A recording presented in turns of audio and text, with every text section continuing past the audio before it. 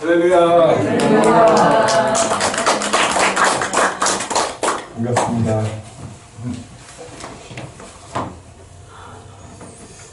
자, 여러분 주님 사랑하시죠? 네. 네, 저도 주님 사랑합니다. 저는 주님 사랑 빼면 정말로 아무것도 없는 사람. 정말로 여러분 다 주님 사랑하시지만 저는 진짜로 주님 사랑 빼면은 아무것도 없는 사람이에요. 제가 다 주님 뜨겁게 다 사랑하시는 분들만 이게 이곳에 모인 줄 믿습니다. 네. 오늘 제가 들고순복교를 되게 좋아해요. 정말로 개인적으로 정말 좋아요. 우리 목사님 너무 좋아하고요. 왜 좋아하냐면 제가 요즘에 많이 흥얼을 하면서 아프리카지만 한국 찬양을 할 수는 있으니까 혼자 흥얼흥얼 하면서 요즘에 제일 은혜 받는 찬양이 있어요. 아까 우리 집사님한테 이따가 예배 끝날 때 같이 좀 부르게 해달라고 이제 미리 말씀을 드렸는데 그 찬양이 화려하지 않아도 정결하게 사는 삶, 가진 것이 적어도 감사하며 사는 삶, 내게 주신 작은 힘 나눠주며 사는 삶, 이것이 나의 삶의 행복이라오. 눈물 날 일 많지만 이렇게 눈물이 나네. 예, 기도할 수 있는 것, 억울함이 많으나 주를 위해 참는 것, 비록 짧은 작은 삶, 주 뜻대로 사는 것, 이것이 나의 삶의 행복이라오. 제가 이 찬양을 많이 부릅니다. 이 찬양 부르면 또 가끔씩 들꽃순복음교회가 생각이 나요. 변함없는 그러니까 제가 신앙이 깊어지면 깊어질수록 그런 마음이 있어요. 하나님 앞에 유명하지 않아도 화려하지 않아도 들꽃 딱 그런 삶으로 살고 싶다는 생각을 많이 해요. 그런 삶으로 아프리카 시골에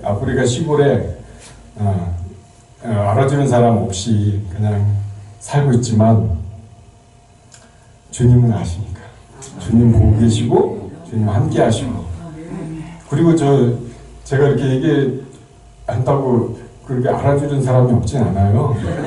유명한 사람이에요. 아시죠? 저 방송에 몇 번 나온 사람이에요. 근데 제 마음은 항상 시골에 이름 없이 빛도 없이 들꽃 순복음교회 같이 들꽃 같은 그런 마음으로 사역하고 있고요. 그런 마음으로 사역해서 항상 주님과 동행하는 것 같아요. 할렐루야. 그런 주님이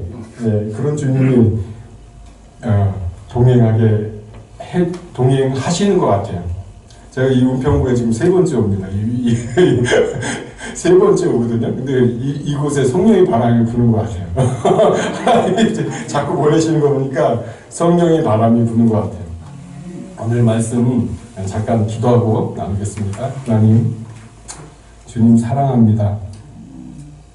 주님께서 저희를 부르시고 주님의 사랑을 깨닫게 하시고 주님의 이름으로 살아갈 수 있는 은혜 주심을 감사를 드립니다.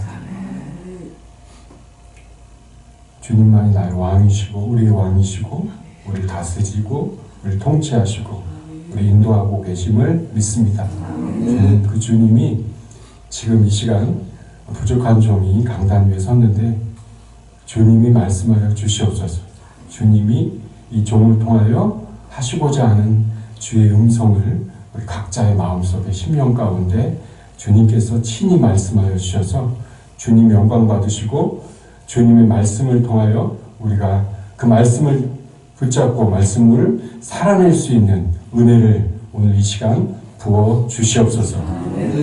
그렇게 하실 주님을 찬양합니다. 감사드리며 예수님의 이름으로 기도드렸습니다. 아멘. 네. 요즘에 김미경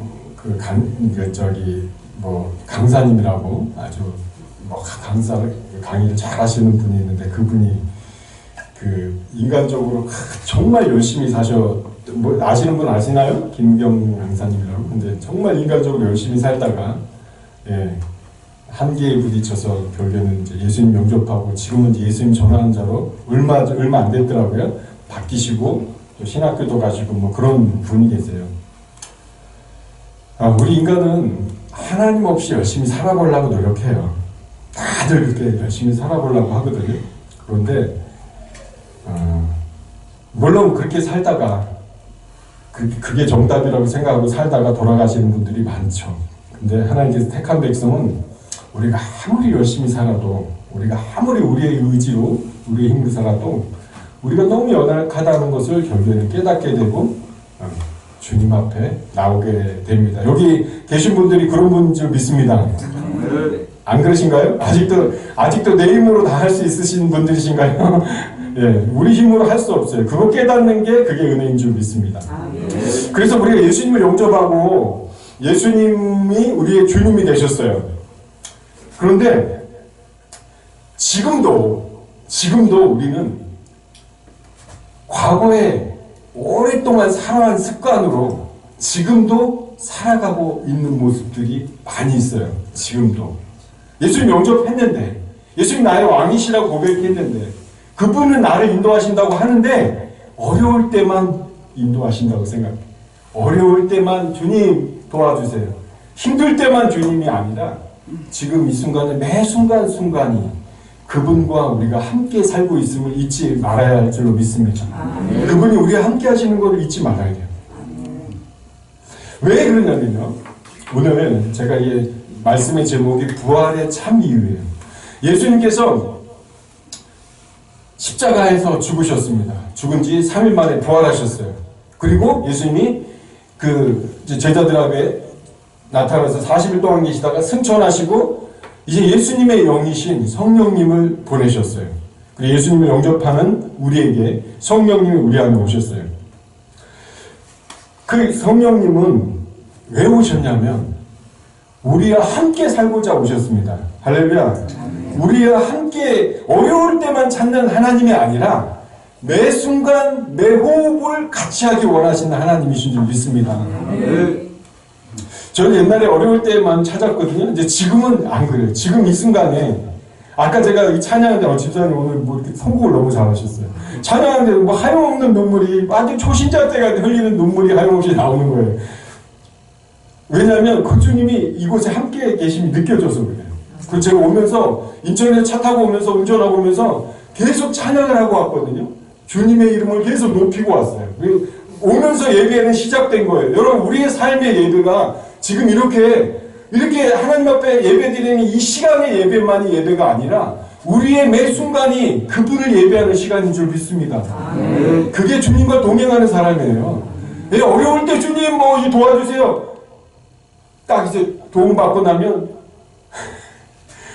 다시 옛날로 돌아가고, 그것이 아니라 주님과 동행하는 사람은 매 호흡이 주님으로부터 주님과 함께 기뻐하고 함께 슬퍼하고 그리고 함께 동행하고 함께 맛있는 거 먹고 함께 나눌 수 있는 사람, 그 사람이 온전한 주님과 동행하는 사람입니다. 성경에 보면요, 창세기에 보면 우리가 죄의 원인을 너무 잘 알잖아요. 창세기에 보면 하와가, 그러니까 하나님께서 선악과를 따먹지 말라고 하셨잖아요. 근데 그 선악과를 하와가 따먹습니다. 근데 그 따먹은 이유가 있어요. 하와가 그냥 따먹은 게 아니에요. 그냥 따먹은 게 아니고 하와가 왜 따먹었냐면 사단이 부추겼어요. 뱀이 부추겼어요. 사단이 부추겨서 야, 너 이거 먹어봐. 이거 먹으면 너도 하나님처럼 돼. 눈이 맑아져. 사단이 부추김에 넘어간 거예요. 그리고 그곳에 동의해서 따먹은 거예요. 이게 뭐냐면 이 동의해서 따먹은 거, 사단이 하는 일은 뭐냐면요, 하나님 없이 살아보라는 거예요. 너의 능력으로 살아보래. 너에게 능력이 있어.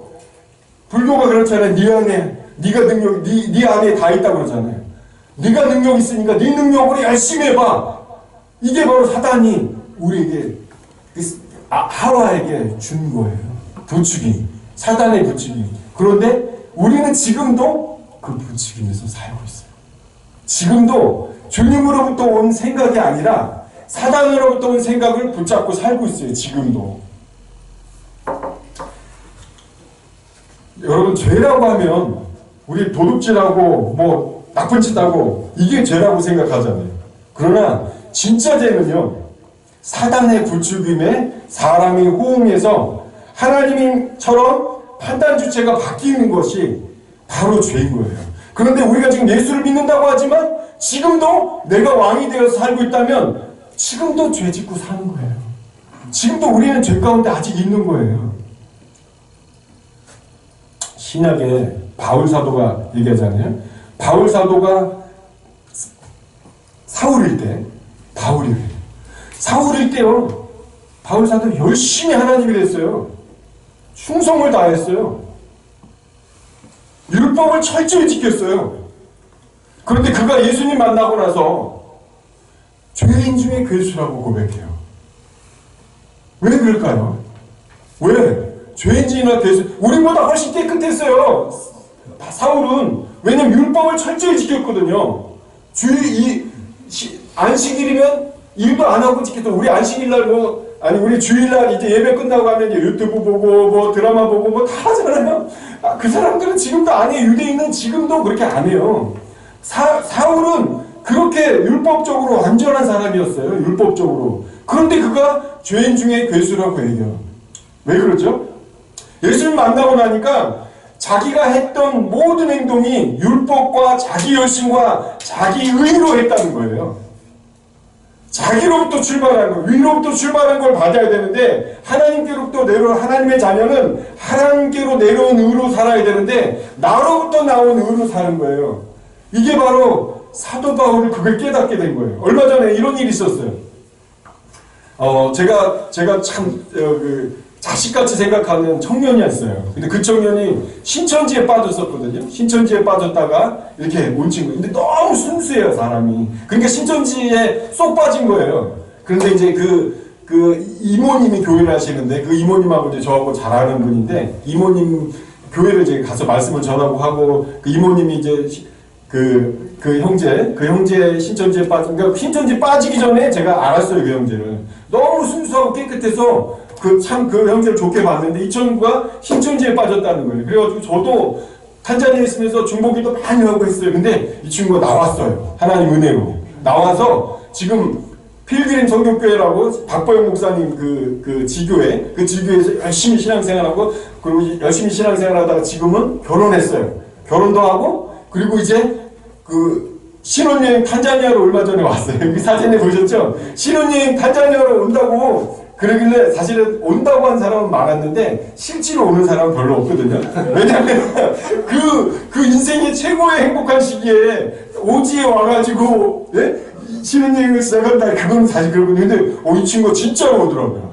그리고 와서 이틀 3일, 하루 이틀 3일까지 사역을 하고, 그리고 이제 크리스마스 이후에 그리고 이제 제가 잔지바르 관광지로 보냈거든요. 근데 신혼여행 와서 물이 안 나오는 날 또 왔어. 신혼부부가 물이 안 나와서. 아침에. 근데 이 친구가 참 인격이 좋은 게 뭐냐면, 물 안 나오고 그러면 뭐 얼굴에서 이게 뭐 좀 그러네요. 일이 얼굴에 좀 그럴 수 있잖아요. 근데 이 신혼부부 남편과 아내가 딱 준비해서 왔어. 마음속에 나는 선교지 간다 이런 준비. 그래서 아침에 수건 가져가서 물탱크에 가서 물 안 나와서 우리 여기서 머리 감아야 되겠어요. 근데 그 얼굴이 짜증을 내는 얼굴이 아니라 뭐 그럴 수 있지. 선교지에 당연히 이걸 각오하고 왔더라고요. 근데 그 청년을 제가 이제 자식같이 생각해요. 30살인데 마음속에 자식같이 정말 이뻐하고, 그 친구도 저를 아버지처럼 생각하고, 그러니까 뭐 선교지까지 왔겠죠. 근데 어쨌든 그런 관계예요. 근데 이 친구가 이번에 와가지고 이 얘기를 하는 거예요. 집에 인테리어를 했나봐요. 인테리어, 신혼집이니까 인테리어를 하는데 비용이 한 3천 한 뭐 5,600 들어갔나봐요. 그런데 그 인테리어 공사를 할 때 이 친구가 이제 뭐 결혼식 때 부주금하고 뭐 이렇게 모아둔 돈이 있어가지고 그걸 현금으로 이렇게 이제 하기로 했나봐요. 근데 현금으로 해서 현금으로 했는데 나중에 이 친구가 다른 사람이 그러는 거야. 너 현금으로 하면 세금 포탈이야. 카드로 해야 돼. 그 업자는 세금 한 푼도 안 내너. 이런 얘기를 들었나 봐요. 나이 30살이에요 이 친구가. 근데 이 친구가 딱 얘기 듣고 이러면 안 되지. 그 얘기를 한 사람이 누구냐면 이제 전도 대상자인 거야. 그 얘기를 한 사람이. 그러니까 이 친구가 두 가지 마음이 걸리더래. 하나는 내가 현금으로 이거 세금 포탈하고 이거 안 되지. 그리고 또 하나는 이 친구가 전도 대상자인데 이런 얘기했는데 난 괜찮아 문제 없어. 탄자니아 말로 함나시다가 문제 없다고 그러더니 함나시다 이렇게 하면 이 친구가 시험에 들 거라는 생각이 드는 거예요. 그래가지고 이 친구가 그 인테리어 업자를 찾아가서 제가 부가세를 내겠습니다. 부가세 10%잖아요. 탄자니아 18%인데 10%잖아요. 그럼 3,600만 원 부가세 거의 400만 원 또 내는 거예요. 360만 원. 이거를 제가 내겠습니다. 그러니까 영수증을 끌어주십시오. 세금 영수증을. 그렇게 해서 360만 원을 물은 거예요. 여러분 지금 이 얘기 들으면서 우리가 어떤 생각이 듭니까? 우리 예수 믿지만 우리가 세상 가운데 사업하고 하지만 우리가 정말 그렇게 이 친구처럼 이런 마음으로 살고 있습니까? 아니요. 부끄럽죠. 갑자기 부끄러워. 저도 갑자기 부끄러운 거예요. 예? 갑자기 부끄러우면서 무슨 생각이 드냐면 하나님 앞에 참 이렇게 살 수 없을까? 근데 사실은요 이렇게 살면 하나님 복의 복을 주십니다. 이렇게 살면 하나님의 복을 봐요. 세상의 복이 아니라 하늘의 복이 와요.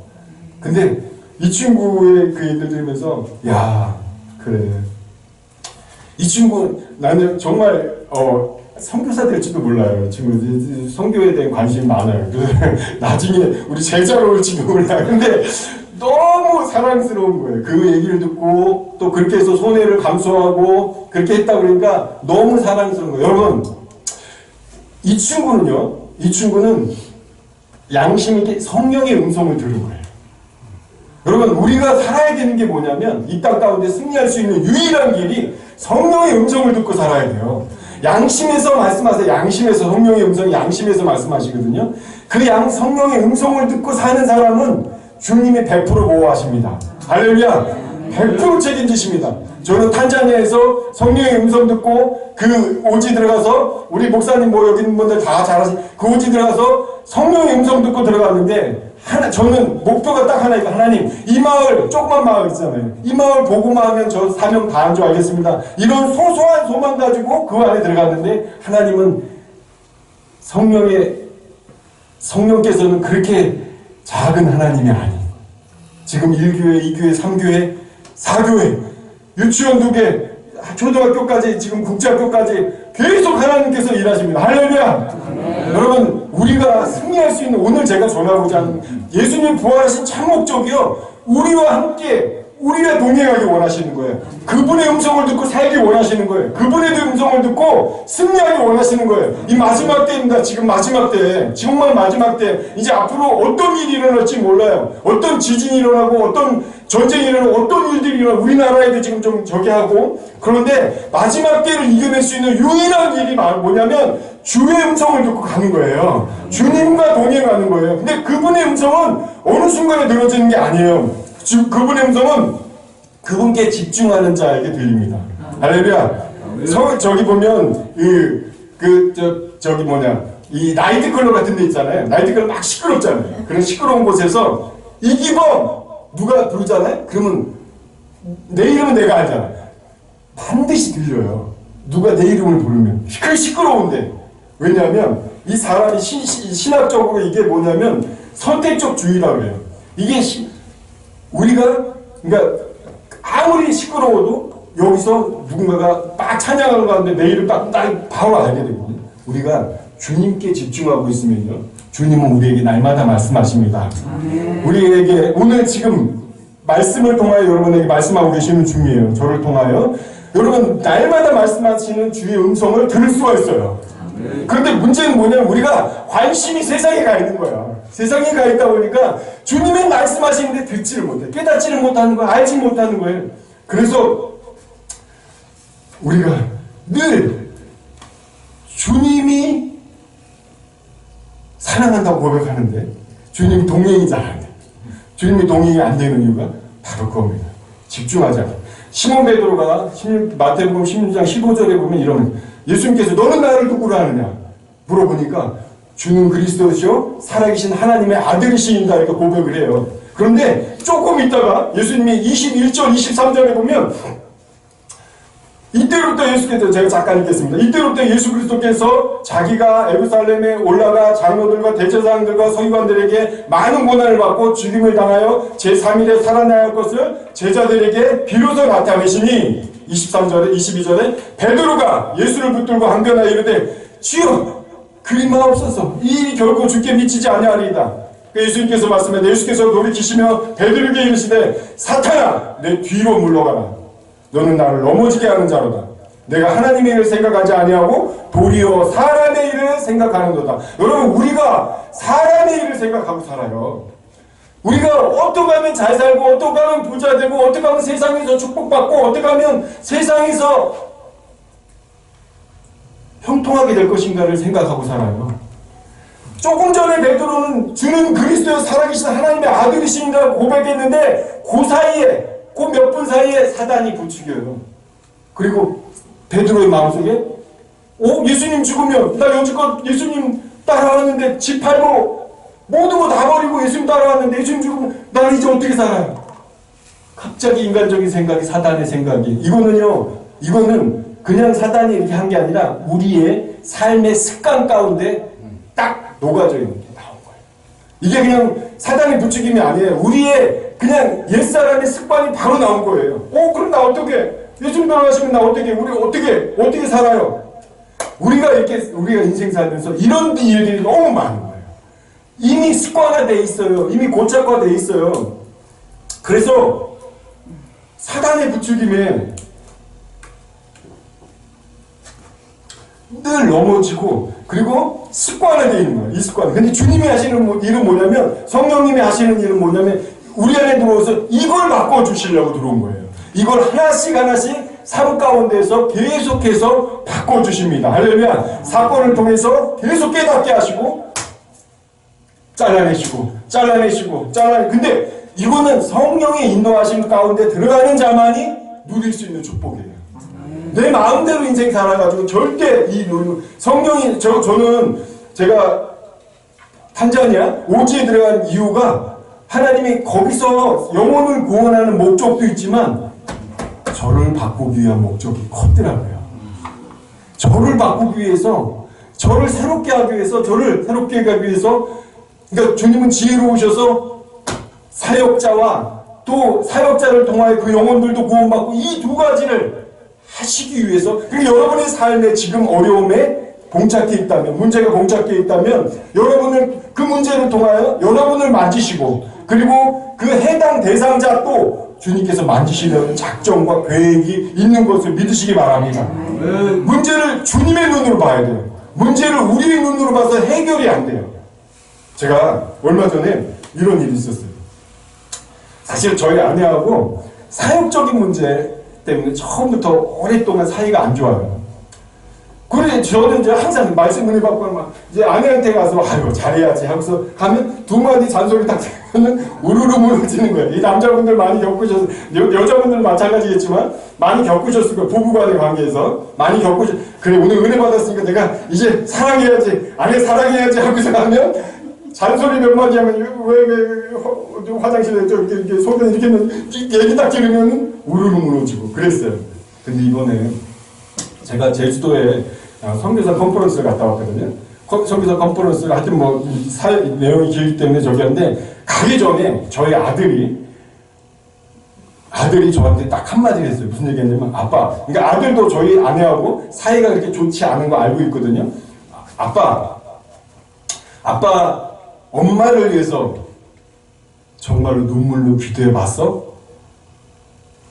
아들이 딱 그런 거예요.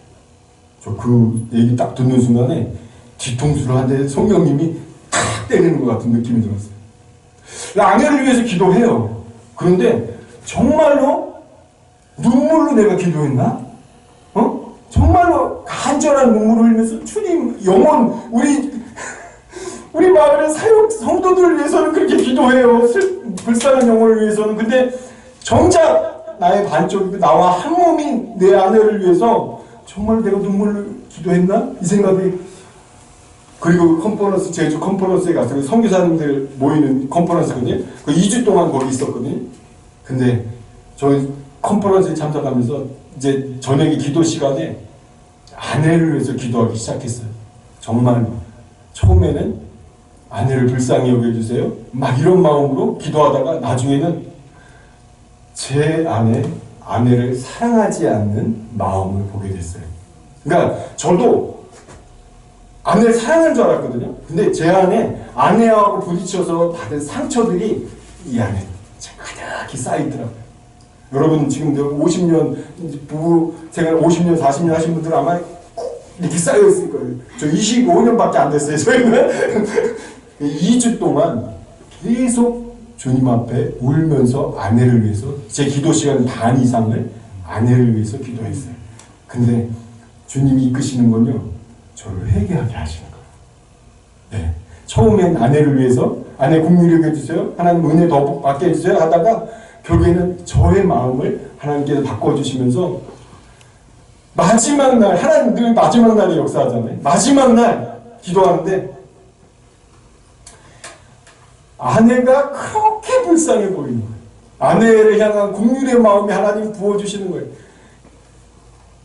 저희 아내가 뭐 그냥 짧게만 말씀드리면 저희 아내가 넷째 막내딸이거든요.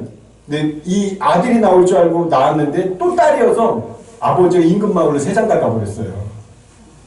아내. 그러니까 평생 아버지에 대한 원망과 한으로 살았어요. 인간적으로는 아내의 불쌍히 여겼었거든요. 근데 인간적인 불쌍함은 이틀 가면 무르르 무너져. 그런데 이번에 기도하면서 아내를 아버지한테 사랑 못 받던 아내가 남편한테도 사랑 못 받고 있는 모습을 제가 보게 됐어요. 아내 얘기만 하면 눈물이 나는 거예요. 그날 이후로. 정말 하늘에서 내려오는 긍휼이 내 안에 오기 시작했어요. 저는 사실은 지금 아내하고 갑자기 너무 부드럽게 통화하니까 아내가 조금 당황스러워해요. 저 인간 저러다 며칠 가려나 또 이런 마음이야. 내가 딱 보니까. 그런데 제 마음은 전에는 내로부터 나오는 의였어요. 내가 불쌍히 여겨야지, 내가 사랑해야지. 이거는 며칠 못 가더라고요. 그런데 위로부터 내려오는 부어주심이 있으니까 저는 이제 반드시 승리한 줄 믿습니다. 할렐루야. 저는 아내 정말로 살아갈 수 있게 된 줄 믿습니다. 그리고 아내가 계속 의심하는 말투의 말이 나오는데도 불구하고 전에 같으면 또 시험 드는데 시험이 안 되더라고요. 그래도 긍휼하더라고요. 여러분, 저는 그렇습니다. 제 안에 또 하나의 벽을 하나님이 허무셨어요. 네, 오랫동안 아내하고의 갈등의 문제를 이제 푸셨다고 저는 믿음을 보고 있어요. 그래서 가서 좀 걱정도 돼요.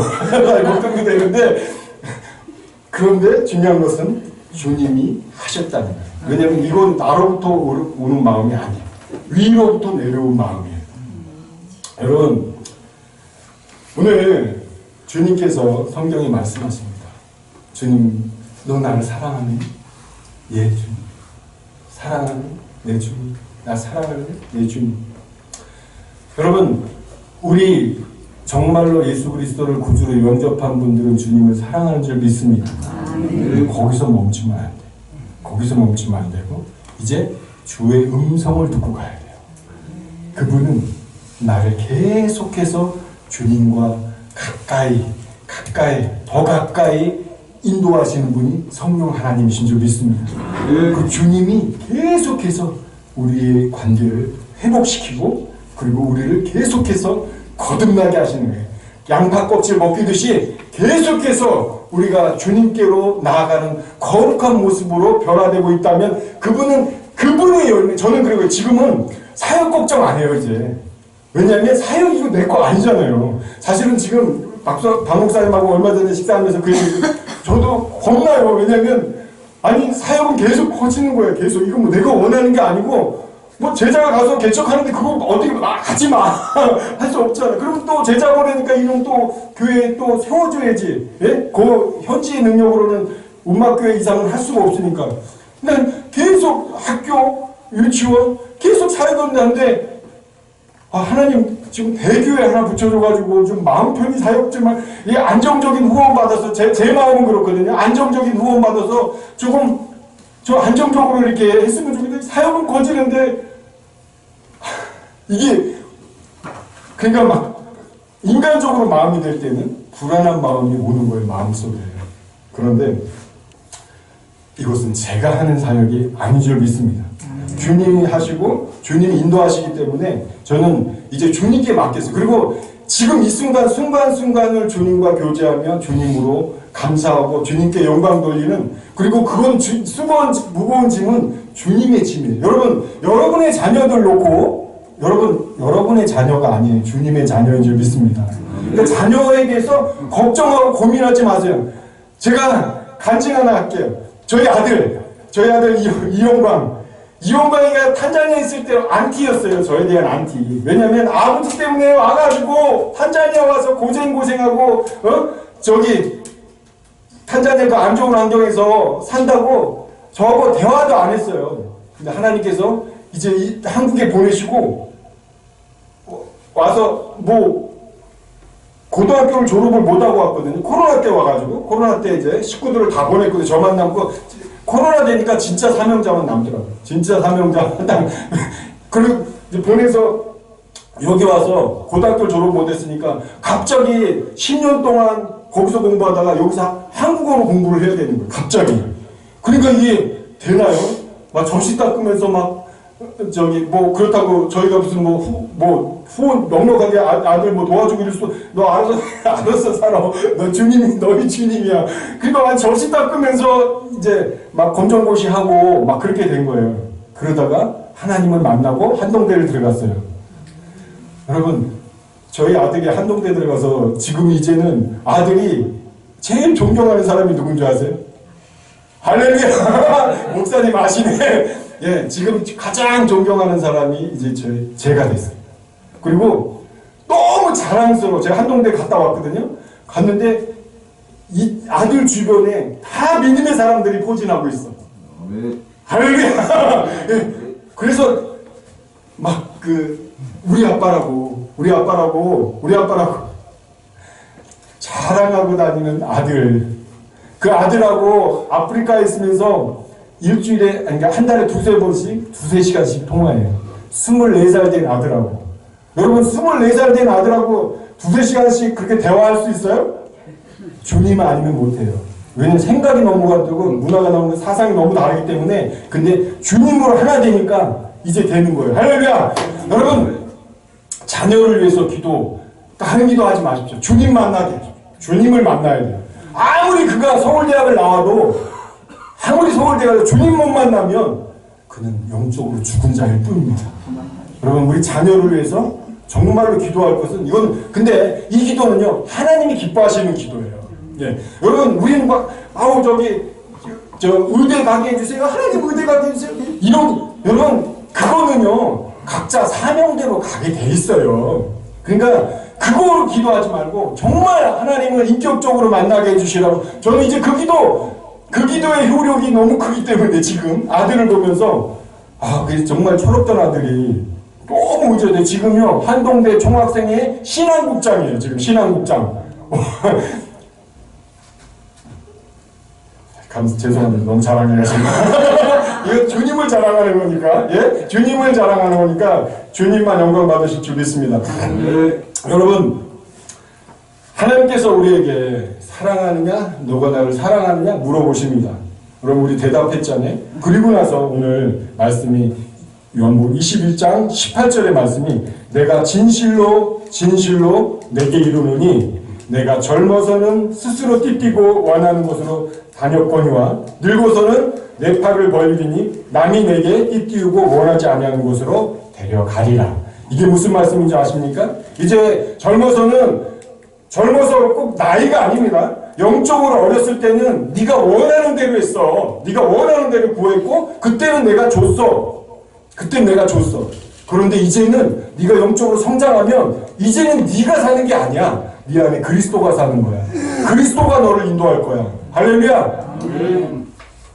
여러분 주님이 우리를 인도하십니다. 여러분 아프신 거 있잖아요. 여러분 아프신 거 그 기도보다 더 중요한 기도가 뭐냐면 주님과 하나 되는 기도를 하셔야 돼요. 여러분 탄자니아 사역지에 에이즈 환자 빼짝 마른 목사님 잘 아시는 빼짝 마른 에이즈 환자가 어느 날 신방을 갔어요. 신방을 갔는데 빼짝 마른 에이즈 환자가 있는 거예요. 근데 물만 먹고 있는 거예요. 이제 갔더니 막 사람들이 많아. 왜 그런가 했더니 이제 죽을 날이 며칠 안 남았기 때문에 사람들이 이제 친척들이 와서 마지막 임종 보려고 임종 전에 보려고 이렇게 온 거예요. 많이. 그 중에 이제 제가 간 거예요.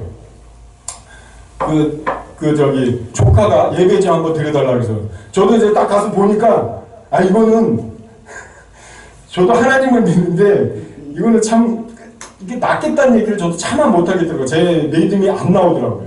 그래서 복음을 전하고 이 얘기를 했어요. 예수님을 영접하면 죽어도 천국 갈 수 있습니다. 이 복음을 전했어요. 영생의 복음을 전했어요. 그랬더니 이 사람이 자기도 아는 거야. 며칠 안 남은 거야. 그래서 정말로 진심으로 예수님을 영접하는 게 보여지더라고요. 여러분 그런데 병을 낫게 해달라고 기도한 게 아니라 예수님을 진심으로 영접했어요. 그러고 나서 며칠 후에 가니까 물만 먹던 사람이 죽을 먹기 시작한대요. 또 며칠 후에 가니까 과일, 부드러운 과일을 먹기 시작한대요. 또 며칠 후에 가니까 사람이 밥을 먹기 시작한대요. 또 얼마 있다 가니까 한 달 후에 정도 가니까 일어나서 목사님과 일어날 수 있어. 그런데 누워가지고 일어나지 못했거든요. 그런데 제가 그분한테 예수 이름으로 치유되지어라 이 기도한 게 아니에요. 예수님을 영접하면 당신의 영혼에 예수님이 오면 영생을 받습니다. 영원한 천국이 있습니다. 이것만 전했어요. 그랬더니 그가 예수를 영접하니까 에이즈가 나온 거예요. 할렐루야. 그러고 나서 교회에 와서 간증하고 막 몇 달 동안 난리가 났어요. 그런데 다시 옛날로 돌아가는 거예요. 옛날 모습으로 술 먹고 하던 모습으로 죽을 병에서 그러니까 성경에 딱 맞아요. 말씀으로 거듭나지 않으면요 이게 세상을 이기기가 쉽지가 않아요. 그리고 그 마을 자체가 너무 그렇거든요. 그러니까 다시 세상으로 돌아가는 거예요. 그러니까 제가 마음이 무너지는 거예요. 근데 교도소에 또 사고 쳐가지고 교도소를 갔는데 교도소에 가서 10년형을 받고 교도소를 갔대요. 근데 거기서 이 사람이 다시 또 예배 죄수들 몇 명하고 예배를 다시 드린 거야. 10년형 떨어졌는데 1년도 안 돼가지고 또 나온 거야. 그래서 또 같이 가는 거야. 그러니까 지금 또 안 나와요. 근데 말씀의 씨앗은 복음의 씨앗은 뿌려진 줄 믿습니다. 여러분 이 복음의 씨앗이 이렇게 능력이 있어요. 그래서 여러분 질병을 위해서 기도하지 마시고 먼저 주님과 교통하고 주님과 하나 되는 것을 기도하십시오. 그러면 여러분이 구하지 않은 것도 낫게 될 줄로 믿습니다. 또 말기암 환자가 나왔어요. 말기암 환자 여자분인데 한 5, 60대 되신 여자분인데 어느 날 신방 갔는데 일어나지도 못하고 벽에 기대서 이러고서 있는 거예요. 그래서 병원에다 가래침 뱉으면서 이러고 있는 거예요. 뭐냐 그랬더니 자궁암인데 병원에서 치료가 안 된다고. 거기서 병원을 가거든요. 큰 병원에 가거든요. 심하면. 근데 치료가 안 된다고. 그래서 이제 그냥 소망 없이 그러고 있는 거예요. 한 번 에이즈가 났잖아요. 자매님 예수님을 영접하면 기적이 일어납니다. 그래서 같이 예배를 드렸어요. 예배드리고 그래서 어느 날 갔더니 그것도 한두 달 정도 지난 것 같아요. 갔더니 그 우갈이라고 옥수수가루, 거기는 옥수수가루를 먹거든요. 옥수수가루를 이렇게 불에다가 이렇게 해가지고 이렇게 그러니까 밀가루 반죽처럼 만들어요. 그게 되게 힘들어요. 여자들이 이렇게 음식하는 건데 어느 날 갔더니 그걸 하고 있는 거예요. 죽을 쏘고 있는 거야. 그래서 성도님 어떻게 된 거야? 그랬더니 목사님 나 나왔어. 할렐루야. 근데 그분도 지금도 교회 안 나와요. 그날 또 교회 나와서 간증하고 난리가 났었는데 지금 또 안 나와요. 근데 저만 보면 목사님 제가 교회 못 가서 다음 주에 꼭 갈게요. 아무 얘기 안 했는데 다음 주에 꼭 갈게요. 저는 그래요. 그건 복음의 씨앗이 뿌려졌습니다. 할렐루야. 여러분 제가 이 두 케이스를 보면서 뭘 느꼈냐면 우리가 성령님의 음성을 듣기 시작하면요 다시 세상으로 돌아가지 않습니다. 이 부추김의 소리에 그 마을 자체가 그렇거든요. 너무 어둡거든요. 목사님 와보셔서 알지만 영적으로 아주 칠흑 같은 곳이에요. 여기 아프리카가 그래요. 그곳에서 탄자니아에서도 가장 칠흑 같은 곳이에요. 그 마을이. 그러니까 무당과 에이즈 환자, 뭐 동성애, 뭐 아주 안 좋은 건 다 있는 곳이에요. 그러니까 우리 제자들이 복을 받은 게 제자들은 데려와서 같이 살거든요.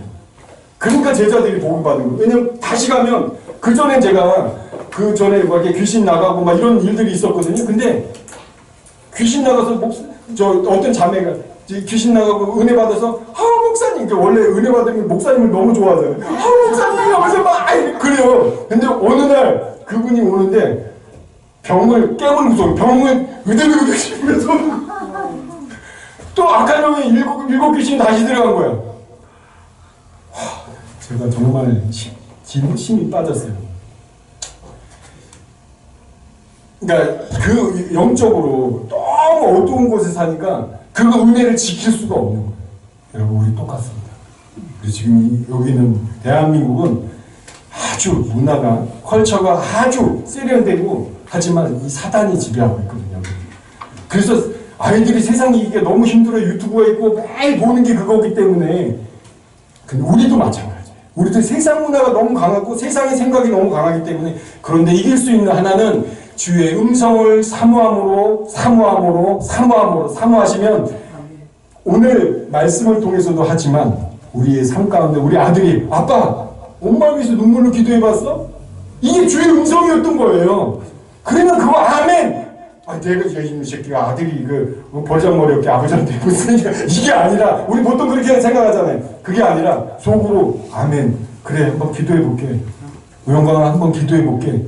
그러고 나서 진짜로 기도했더니 그 막힌 담이 저희 20년 막힌 담이 저는 풀렸어요. 이제 막힌 담이 풀어지는 은혜가 여러분 성령의 음성이 그렇습니다. 그래서 주님의 음성을 듣고 살아요.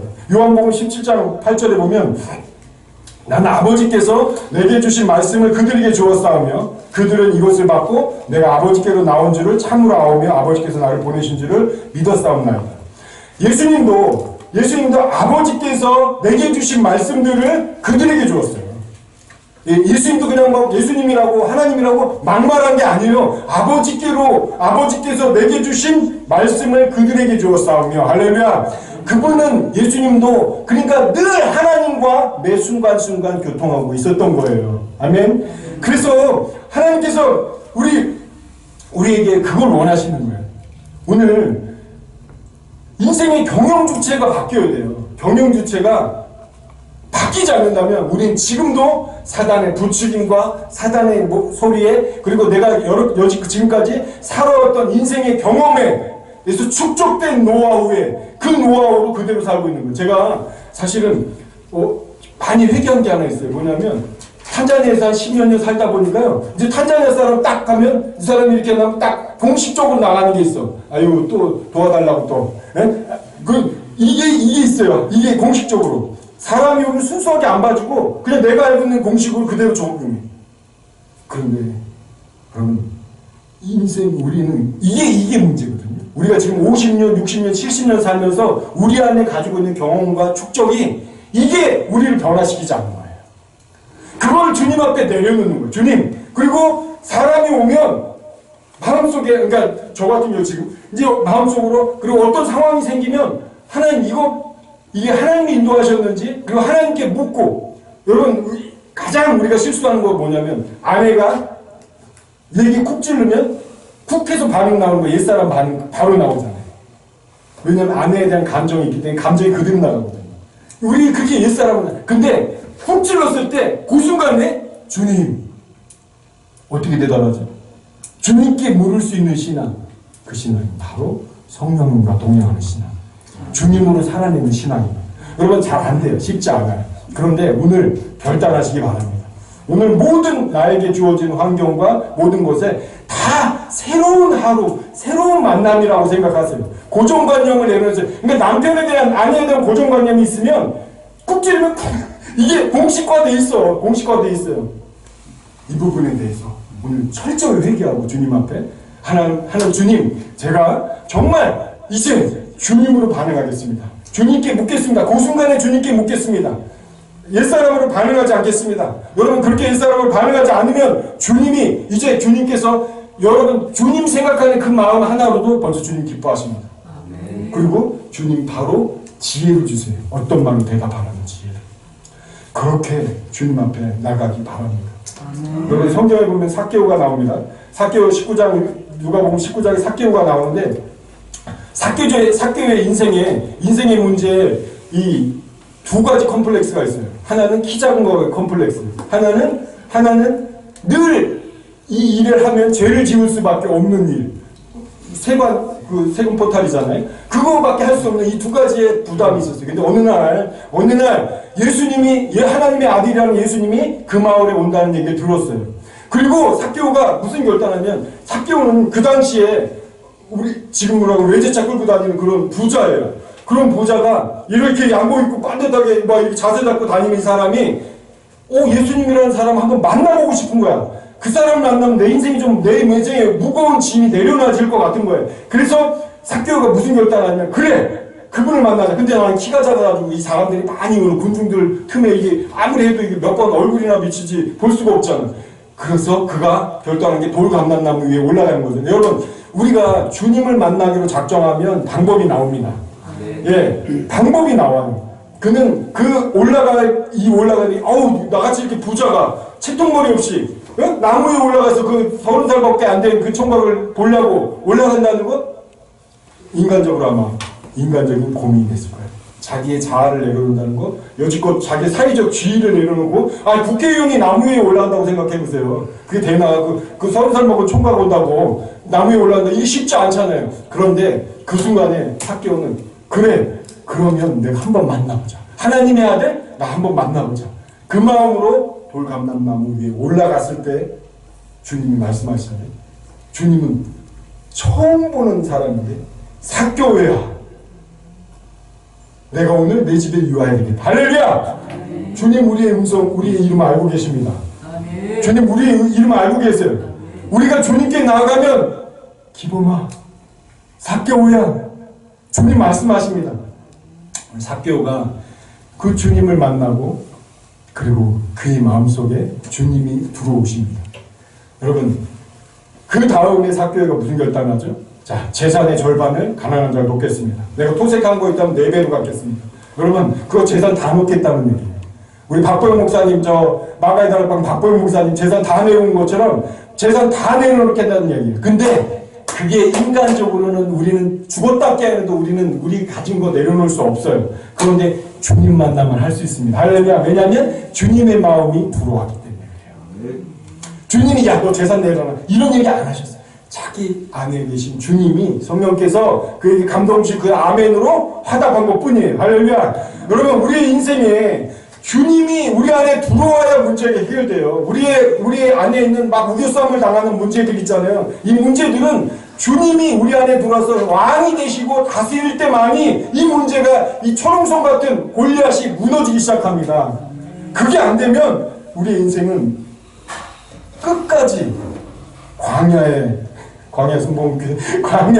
고난에서 못 벗어나고, 광야에서 허덕이다가 인생을 마칠 수 있어요. 이스라엘 백성들처럼. 여러분, 노아의 방주에 방주 있잖아요. 이 방주가 무동력이에요. 무동력. 그 안에서 모터하고 그게 아니고요. 주님께 완전히 맡긴 거예요. 우리 인생을 주님께 맡겨보시기 바랍니다.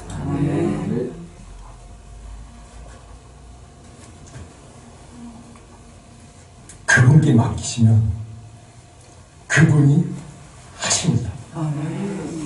우리 두려워서 못해요. 너무 큰 일부터 하려고 하지 마세요. 지금 우리 앞에 있는 당면된 문제, 남편과 아내의 관계, 지금 오늘 그 얘기 들었으니까 우리 각자 회개 많이 하십시오. 회개 많이 하시고, 예, 정말로 이제 상대를 위해서 진심으로 기도하기 시작해요. 눈물로, 제가 한 것처럼 눈물로 하나님 국률한 마음으로 아내를 위해서, 남편을 위해서, 그리고 여러분 앞에 이제 자녀가 문제라면 여러분 자녀가 지금 안 되는 것에 대한 기도하지 마세요. 주님이 하십니다. 중요한 건 그가 하나님을 먼저 만나야 됩니다. 하나님 못 만나는 게 제일 문제예요. 저희 아들이 이제 그 철없는 아들이 그렇게 하나님 만나고 나서 한동대 마치고 신대원 들어간대요. 주의 길 가겠대요. 얘는 지금 저보다 더 뜨거워요. 제가 지금 얘를 만나면 은혜를 받아요. 아직 사고가 너무 깨끗한 거야. 그러니까 아까 그 신천지에 나왔던 그 청년같이 그런 마음인 거예요. 마음이. 그래서 저는 자꾸 보수적인 얘기를 해요. 야, 대학을 저기 하면 전공 살려야 되지 않겠니? 막 이래서 보수적인 얘기를 해요. 아니, 그런 저를 자꾸 봐요. 여러분, 주님 못 만난 게 가장 큰 문제입니다. 자녀의 문제는.